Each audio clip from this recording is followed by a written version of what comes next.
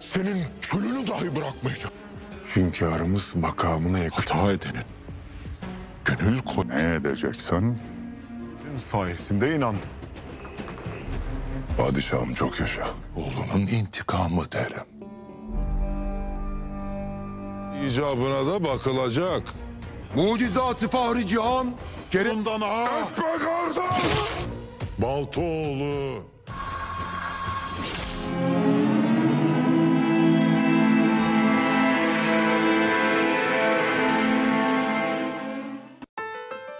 Candarli Halil Pasha akhirnya masuk ke dalam perangkap Zahanos sehingga mengakui semuanya di hadapan Sultan Mehmed yang membuatnya dijebloskan ke penjara bawah tanah. Sementara itu Raja Pontus justru mencari gara-gara dengan menahan Ali B dan yang lainnya sebagai utusan Sultan Mehmed. Padahal di waktu yang sama kastilnya itu telah terkepung oleh armada laut Utsmaniyah yang dikomandoi Mahmud Pasha. Belakangan diketahui bahwa dia dikirim oleh Sultan Mehmed untuk mengancam Pontus. Dialah orang yang dirasa tepat untuk tugas ini karena sangat berani dan mengenal kastil itu sendiri. Hingga akhirnya Raja Alexandros dikasih dua pilihan, Pontus dipeluluh lantahkan atau melepaskan Ali B dan yang lainnya. Di sisi lain, Bahadir B menceritakan hal ini kepada Sultan Mehmed, namun dia terlanjur tidak fokus dengan tertangkapnya Candarli. Dalam situasi seperti ini, Vlad menyarankan untuk segera menunjuk Wazir Agung yang baru dan Zahanos sepertinya cocok. Hanya saja, Sultan Mehmed merasa itu terlalu terburu-buru. Di dalam sel, Candarli masih saja menyamakan nasibnya dengan kisah Nabi Yusuf. Bahwasanya setelah dimasukkan ke dalam sumur, ia diangkat derajatnya. Dan untuk mewujudkan impiannya itu, ia butuh bantuan Ishak Pasha. Sementara itu, kegaduhan terjadi di Janisari karena Candarli sudah dianggap sebagai ayah mereka. Namun untuk bergerak dan merespon, mereka harus meminta izin Kurjudohan.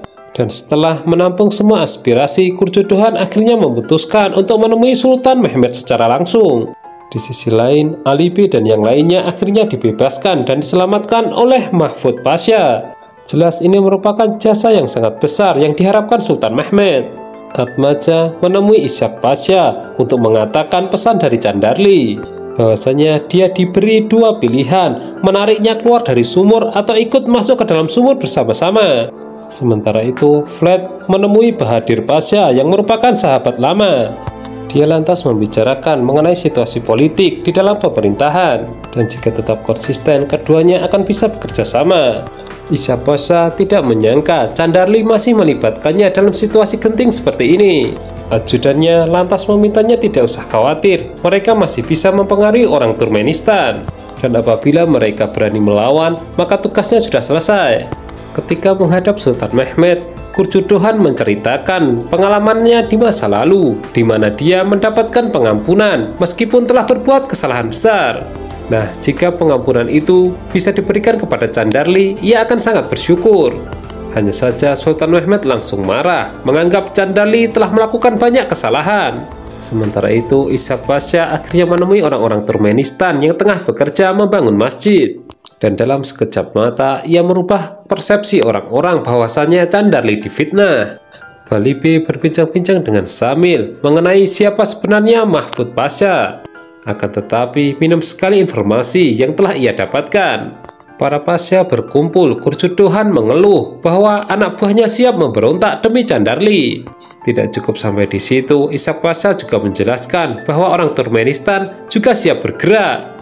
Melihat masalah seserius ini, Zahanos akhirnya menggunakan langkah tegas akan menghabisi mereka semua yang akan memberontak. Dia berdalih itu hukuman yang pantas bagi yang menentang Sultan Mehmed. Meskipun sahabat dekatnya Syihabuddin Pasha ternyata tidak setuju, itu artinya Zahanos sama juga seperti Candarli. Setelah kembali, Kurjudohan ditanya anak buahnya apa hasil pertemuannya dengan Sultan. Dia menjawab bahwa proses hukum akan terus berjalan. Candarli harus membuktikan bahwa dia tidak bersalah. Hanya saja di waktu yang sama, Bahadir Pasha mendengar pemberontakan yang disiapkan Janisari. Mahmud Pasha bangga tiba di Istanbul karena Hagia Sophia telah menjadi masjid. Namun dalam kedatangannya ini ia mendapatkan berita tidak mengenakan karena Candarli ditahan di penjara bawah tanah. Sementara itu, Bahadir Pasha memperingatkan Gurjuduhan untuk menertibkan pasukannya. Hal itu langsung dijawab oleh sang komandan bahwasanya mereka baik-baik saja dan masih terkendali. Di hadapan Sultan Mehmed, Ishak Pasha melaporkan pemberontakan oleh Janisari dan juga orang Turkmenistan. Dan di situ pula ia mengungkapkan isi pikiran Jahanos akan menghabisi barang siapa yang memberontak. Jelas saja Sultan Mehmed kesal mengenai masalah seperti ini saja. Kenapa harus menggunakan kekerasan? Ia sendiri yang akan menemui mereka. Pada poin ini, Jahanos kembali kehilangan kepercayaan Sultan mengenai mengatasi pemberontak. Gurjuduhan berjanji kepada Bahadir Pasha bahwasanya ia masih bisa mengendalikan pasukannya. Sedangkan di sisi lain, orang-orang Turkmenistan sudah berkemas-kemas ingin meninggalkan kota, namun justru ditemui Sultan Mehmed. Mereka mengaku tidak terima jika Candarli difitnah karena dia yang telah berjasa pada sukunya. Di hadapan Gurjuduhan dan pasukan Janisarinya, Atmaca menunjukkan kuali yang berisi darah. Jika itu ditumpahkan, itu artinya mereka siap untuk membela Candarli. Namun Gurjuduhan meminta semua untuk bisa menahan diri. Sultan Mehmed mengaku paham kepada orang Turkmenistan karena Candarli berjasa bagi mereka. Tapi bukan berarti mereka tidak mematuhi pengadilan. Sementara itu, Janisari akhirnya pecah kongsi karena tidak patuh kepada perintah Gurjuduhan komandan mereka. Karena ini dirasa waktu yang tepat untuk membalas budi. Alibe dan Balibe bingung jika terjadi pemberontakan dan perang antar saudara karena Sipahi dan Akinci sebagian besar telah kembali ke Edirne. Ketika Atmaca menjenguk Candarli, ia sambil melaporkan bahwasanya Janisari dan orang Turkmenistan mulai bergerak. Sebenarnya Candarli senang karena bisa menghambat Jahanos menggantikannya sebagai Wazir Agung. Tapi yang membuatnya terkejut kedatangan Mahmud Pasha.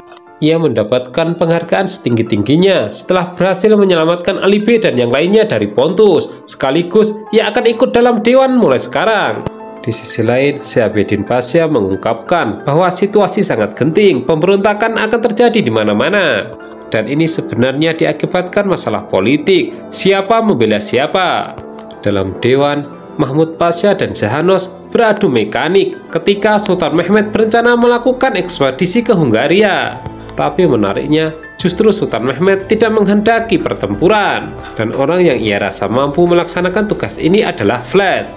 Wilayah-wilayah yang membangkang seperti Pontus dan yang lainnya harus ditertibkan. Jika tidak mau, maka akan diperangi. Pernyataan Sultan itu langsung dikoreksi oleh Mufti Effendi. Bahwasanya jika mereka menghendaki perang, maka membutuhkan stempel Wazir Agung. Sultan Mehmed dengan sedikit kesal mengatakan bahwasanya ia telah memiliki kandidatnya. Jadi setelah pengadilan Candarli malam ini, ia akan menunjuknya. Dan mengenai tugas mengatasi pemberontakan kini diserahkan kepada Mahmud Pasha. Sementara itu, para komandan Janisari mulai merencanakan melakukan pemberontakan di belakang Gurjuduhan.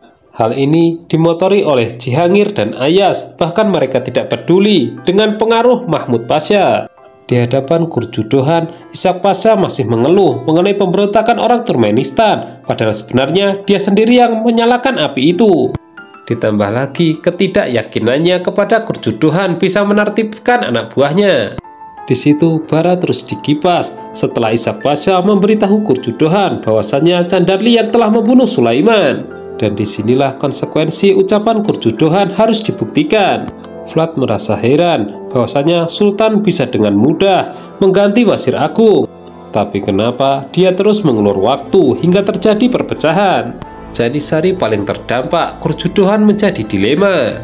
Ditambah lagi ia mendengar anak buahnya ada yang membelot, mempersiapkan pemberontakan dan berkumpul di hutan.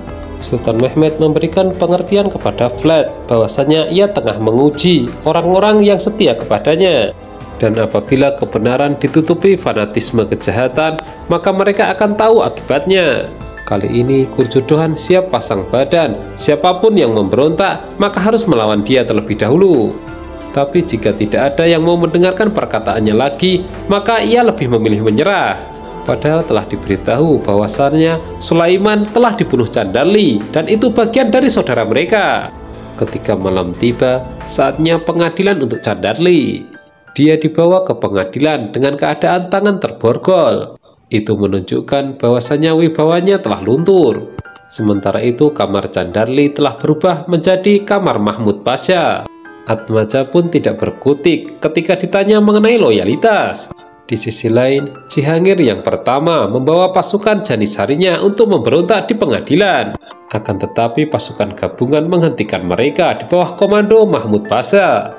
Dan tidak diragukan lagi ketegasannya. Di saat Cihangir tidak mau mendengarkan perkataannya lagi, dia pun ditikam. Dan itu sudah cukup dijadikan peringatan bagi prajurit Janisari agar mereka mundur.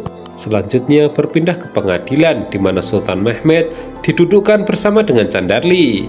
Hisir Jalebi selaku hakim langsung mencecar Candarli apakah dia terlibat dalam pembunuhan Sulaiman. Jelas tuduhan itu langsung disangkal. Hisir Jalebi melanjutkan pertanyaan, apakah dia ikut terlibat dalam perpecahan antara Janisari dan Akinci. Dan untuk sekali lagi tuduhan ini juga disangkal. Sultan Mehmed akhirnya mulai geram dan menyela bahwasanya Sulaiman merupakan korban politik Candarli. Dan bagaimana dia tahu? Karena dia pernah mengajarinya. Ayas lagi-lagi mengkoordinir pasukan Janisarinya untuk melakukan pemberontakan yang lebih besar. Kuali yang berisi darah akhirnya ditumpahkan. Itu artinya mereka akan mati-matian membela Candarli. Kembali ke pengadilan. Kini yang disinggung adalah kematian Pangeran Ahmed. Candarli kembali menyangkal bahwa ia tidak pernah memerintahkan Ali B untuk membunuhnya. Dan justru Sultan Mehmed yang telah membunuh karena ambisi kekuasaan. Saat itu ia hanya ingin pergantian tahta karena ekspedisi ke Konstantinopel tidak relevan. Tiba-tiba di tengah persidangan Mahmud Pasha ikut bergabung, padahal Janisari mulai memberontak lagi.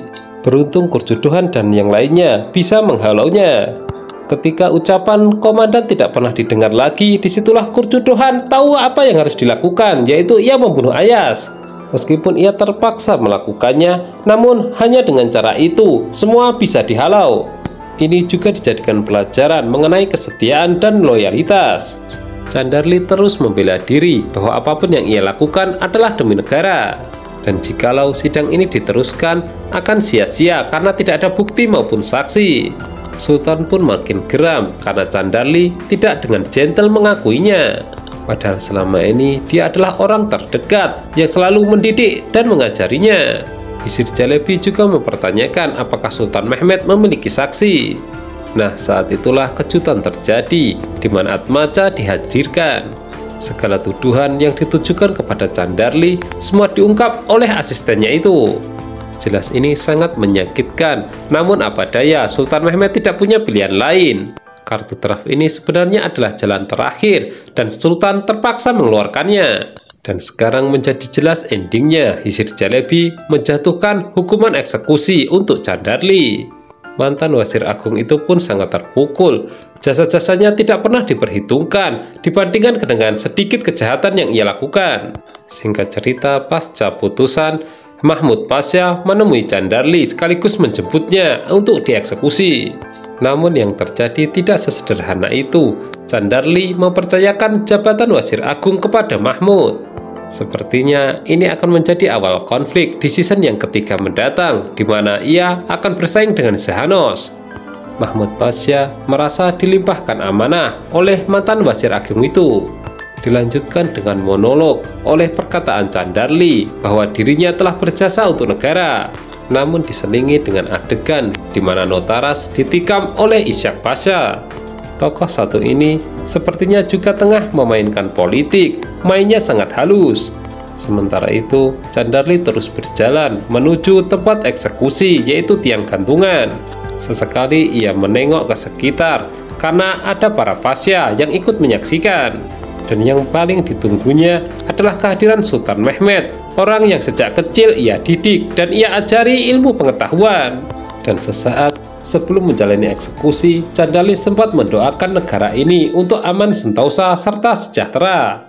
Seketika itu Sultan Mehmed merasa tersentak.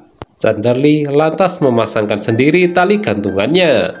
Sementara Sultan Mehmed menggenggam erat segel Wazir Agung sambil menangis.